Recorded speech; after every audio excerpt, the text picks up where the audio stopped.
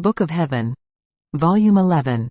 14th to the 28th of February 1912. Page 5 to 10. The 14th of February 1912. Jesus looks at everything in the will, and it is there, in her will, that the creature keeps the ownership of her things. In the divine will all things become equal. Continuing in my usual state, my always adorable Jesus came while I was telling him, "Tell me, O Jesus, how it comes about that after you have disposed the soul to suffering, and she loves suffering, knowing the goodness contained in it, and she suffers almost with passion, believing that her destiny is to suffer, at that very moment you take this treasure away from her." And Jesus, "My daughter, my love is great, my rule is insuperable, my teachings sublime, my instructions divine, creative and inimitable. Therefore, in order to make all things, great or small, natural or spiritual, painful or pleasant, acquire one single color and have one single value, once the soul has been trained to suffer and arrives at the point of loving it, I let this suffering pass into her will as her own property.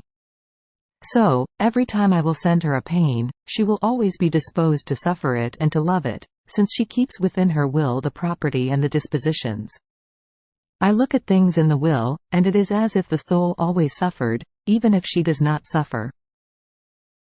Further, in order for pleasure to have the same value as suffering, and in order for praying, working, eating, sleeping, in sum, everything, whatever they might be, to have one single value, since all can be if things are of my will, I allow the soul to practice all things in my will with holy indifference. So, it may seem to the soul that just as I give her something, I take it away from her, but it is not true. Rather, it happens that at the beginning, when the soul is not yet well trained, she is sensitive in the suffering, praying or loving.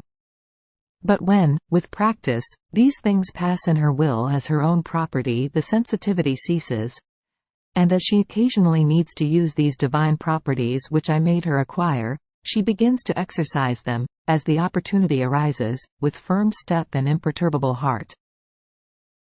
For example, does suffering occur?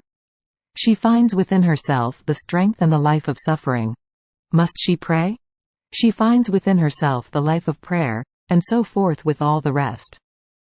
According to what Jesus says, it seems to me this way. Let's suppose that I received a gift.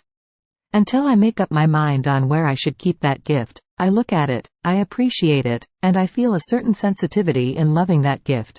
But if I keep it under lock and key, no longer watching it, that sensitivity ceases.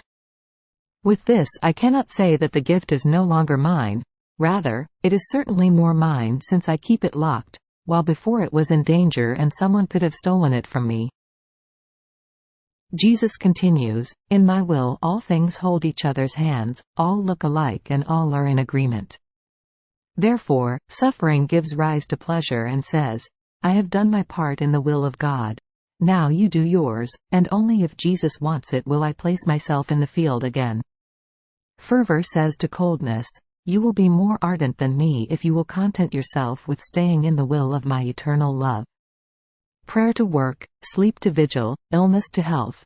Everything, all things among themselves, it seems that each one of them leaves its place to the other to be in the field, but each one of them has its own distinct place. Then, it is not necessary for one who lives in my will to move to place herself in the act of doing what I want. She is already in me, like an electric wire, doing whatever I want." Continuing in my usual state, my adorable Jesus made himself seem crucified, with a soul near him, who was offering herself to Jesus as a victim. And Jesus told me, "My daughter, I accept you as a victim of pain. All that you will be able to suffer you will suffer as if you were with me on the cross, and you will release me with your sufferings. Many times this escapes you, releasing me with your sufferings. But know that I was a peaceful victim and host. You too, I don't want you an oppressed victim, but peaceful and joyful. You will be like a docile little lamb, and your bleating, that is your prayers, sufferings and works, will serve to soothe my embittered wounds." February 18, 1912. How Jesus can live in the soul, and the soul in Jesus and from his life. Finding myself in my usual state, my always adorable Jesus came and told me, "My daughter, everything you do for me, even a breath, enters into me as a pledge of your love for me, and I give you, in exchange, my pledges of love." Therefore, the soul can say, "I live on the pledges that my beloved gives to me." Then he added, "My beloved daughter, one can say that, as you live in my life, your life is finished, you do not live any longer. Therefore, since you no longer live, but myself within you, anything they may do to you, pleasing or displeasing, I will receive as if it were done directly to me." Here is how you can understand this. You won't feel anything, pleasure or displeasure, whatever they may do to you, and who else could feel it if not myself, who lives in you and loves you very, very much. February 24, 1912. The soul who lives in the divine will loses her temperament and acquires that of Jesus. After I saw several souls around Jesus, especially one who was more sensitive, Jesus told me, "My daughter, if the souls with sensitive temperament start doing good, they make more progress than the others, because their sensitivity leads them to great and arduous enterprises." I prayed that he would take those remains of human sensitivity away from that soul, and that he would squeeze her more to himself and tell her that he loved her, for he would conquer her completely, as soon as she heard that he loved her. You will see that you will succeed. Did you not conquer me in this way, telling me that you love me very, very much?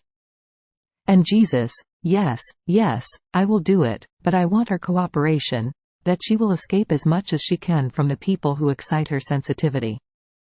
So I added, "My love, tell me, what is your temperament?" And Jesus, "One who lives in my will loses her temperament and acquires mine." So, the soul who lives in my will finds in herself a pleasant, attractive, penetrating, dignified temperament, and altogether simple, a childlike simplicity. In sum, she looks like me in everything. Even more, she keeps her temperament within her power as she wants and as it's needed. Since she lives in my will, she takes part in my power, so she keeps at her disposal all things, and herself. According to the circumstances and to the people she deals with, she takes my temperament and applies it. Tell me, will you give me a first place in your will? Jesus smiled. "Yes, yes, I promise you. I will never let you out of my will, and you will take and do whatever you want." Jesus, "I want to be poor, little, little. I don't want anything even of your things. It is better if you keep them. I want only you, and you will give me things as I need them. Isn't it true, O Jesus?" And Jesus, "Brava, brava, my daughter. Finally I have found someone who does not want anything. Everyone wants something from me, but not the all, that is myself only. While by wanting nothing, you want everything, and here is the fineness and the astuteness of true love." I smiled and he disappeared. February 26, 1912. The creature is a complex of love and moves only for love. Jesus, beggar of love. Returning, my all and always adorable Jesus told me, "My daughter, I am love and I made the creatures all love. The nerves, the bones and the flesh are fabrics of love and, after I wove them with love, I made flow the blood in all their tiny particles, so as to cover them with a garment, in order to give them the life of love. Therefore, the creature is nothing other than a complex of love, and she does not move other than for love. At the most there can be varieties of love, but it is always for love that she moves. There can be divine love, love of self, love of creature, evil love, but always love. Neither can she do otherwise, since her life is love, created by the eternal love, and therefore led to love by an irresistible force. So, after all, even in evil, in sin, for the creature there must be a love which has pushed her to do that evil. Ah, my daughter! What is not my pain in seeing in the creatures the property of my love which I delivered, being profaned and contaminated by a different use? In order to guard this love which came out of me, and which I gave to the creature, I remain around her like a poor beggar, and as the creature moves, palpitates, breathes, works, speaks and walks, I go begging everything from her. And I beg her, I implore her, I beseech her to give everything to me. saying, "Daughter, I ask from you nothing other than what I gave you. It is for your own good, do not steal from me what is mine. The breath is mine, breathe only for me. The heartbeat and the movement are mine, palpitate and move only for me." And so on for all the rest. But, with greatest pain, I am forced to see the heartbeat taking one way, the breath another, and I, poor beggar, remain with an empty stomach, while the love of self, of the creatures, and even of the passions remain stuffed. Can there be a greater wrong than this? My daughter, I want to pour out my love and my pain with you. Only one who loves me can have compassion for me. February 28, 1912. The sign that one loves only Jesus. How one who loves him is united with him. This morning, as my adorable Jesus came, I told him, "Oh my heart, my life and my all. How can it be known if one loves only you or others? My daughter, if the soul is completely full of me up to the brim, to the extent of overflowing, that is to say, if she does not think of, search for, speak to and love other than myself, it seems that nothing else exists for her. Rather, the rest bores and bothers her. At the most she gives nothing but scrap which is not God, like the last thought, a word or one act for a necessary thing of the natural life. This is merely giving what remains to nature. This is what saints do. I did it too, with myself and with the apostles, giving dispositions on where to spend the night, what to eat. Giving all this to nature harms neither love nor the true sanctity, and it is a sign that the creature loves me only.